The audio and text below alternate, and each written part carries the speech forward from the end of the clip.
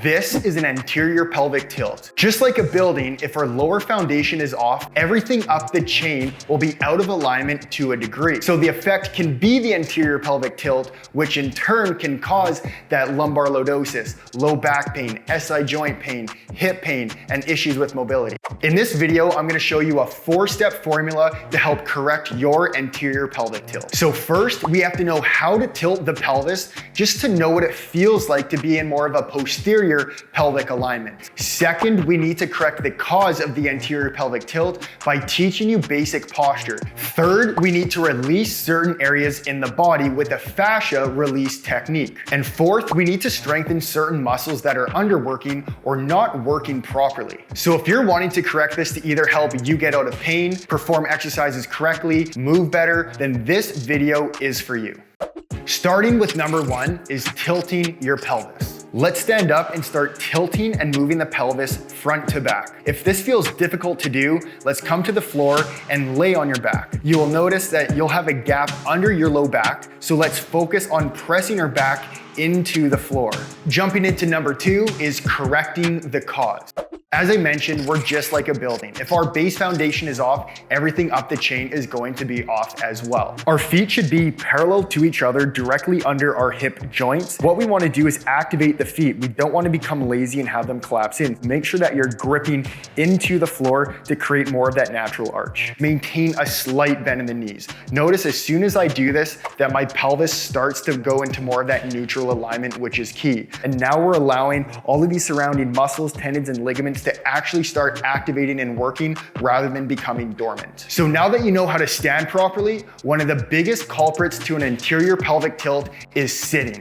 And doesn't matter if you're in an anterior or a posterior pelvic tilt as you sit, the hip joints are at a 90-degree angle and your hip flexors are in a shortened state. So if we're seated either like this or like this, we're still getting compressed in this area. Now let's say you decide to stand up. Typically, this is what it would actually be if we were seated. These hip flexors are tight and they're yanking the pelvis down, causing that anterior pelvic tilt. Now, because we're in a shortened state regardless, it's very important to stand up, walk around, do some movement while you're at work. Now we're jumping into number 3, which is a fascia release technique. And this is my personal favorite. When we're in an anterior pelvic tilt, our connective tissue knows that something is off. So when we're out of alignment for long periods of time, either sitting incorrectly or standing incorrectly, doing exercises incorrectly, the connective tissue becomes dense, dry, sticky, gluey, and it's locking us out of that alignment. So what we need to do is release all of these false adhesions that our connective tissue has made so that we can actually bring the muscles into proper alignment and our connective tissue. I can go on and on explaining how the connective tissue can grip all the way down to the feet and we need to release that, and in theory we do. But to keep this really simple, I'm going to show you 2 positions to release the compression in the low belly and the hip flexors.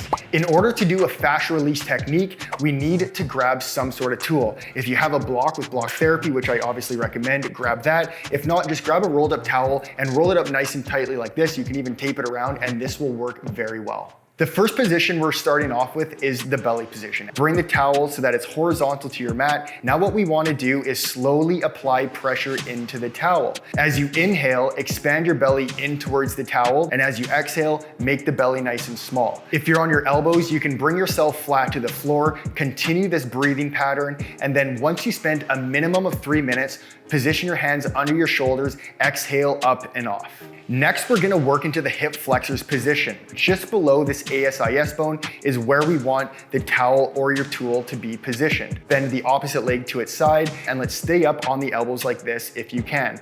Now let's connect to that same breath. Once you've settled in, you can search a little bit to the left, search to the right, and you can start finding those different adhesions. As soon as you find a new area of pain or sensation, spend a minimum of 3 breaths there before you move on. Once your 3 minutes is up, position your hands on your shoulders, exhale up and off, and make sure to repeat this on the other side. Now that we've released the hip flexors and the connective tissue in this area, let's test it out and see if we've made some improvement. So you can lay flat on the floor, or you can stand up and start performing some pelvic tilts. You may already feel a release.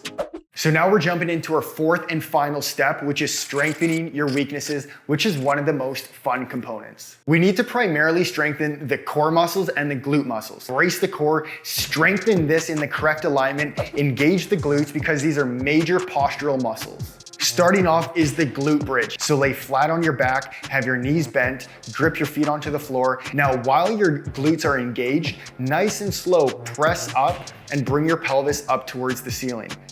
And now nice and slow, let's bring it back down to the floor. Make sure you perform 10 to 15 repetitions and perform 3 sets of this. So now we're moving on to the plank. Protract and push the shoulder blades away from the spine. Next, what we want to do is come into that plank. But as we do this, let's brace the core and let's engage those glutes. So you're actually going to see a tilt in your pelvis. Now let's hold this for 30 seconds to a minute. Of course, you can hold this longer. If you can do it longer, that's awesome. Perform this about 3 times.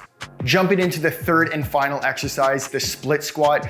What I love about this is getting more of those knees involved so that they can articulate with the feet and with the pelvis as well. Separate the legs at a decent distance, brace that core, make sure that knee is over that second toe. Now all we're doing is bending at the knee, and you're gonna notice that I'm leaning forward slightly like this. Exhale, come on up, squeeze those glutes. If you want more of a stretch in the opposite hip flexor, just bring that right leg a little bit further back, and now let's revisit this. And now we should be able to feel more of that stretch here as you come back up. So try to perform 5 to 10 repetitions on each leg and then do 3 sets of this. So to wrap things up, I just gave you a very powerful formula that you can do daily as a routine, something that you can do before you go to the gym or perform activity, or if you're in pain, this is something that you can start implementing right away, but go at your own pace. You're in control of your body. You have the capability to bring your body into the correct alignment, heal yourself, and that's something I truly believe. So if you enjoyed this video, make sure you give it a thumbs up, leave a comment below if this has helped you, or if you have any suggestions for videos that you'd like me to create, leave that in the comments below. Other than that, thank you so much for joining. We'll see you in the next video.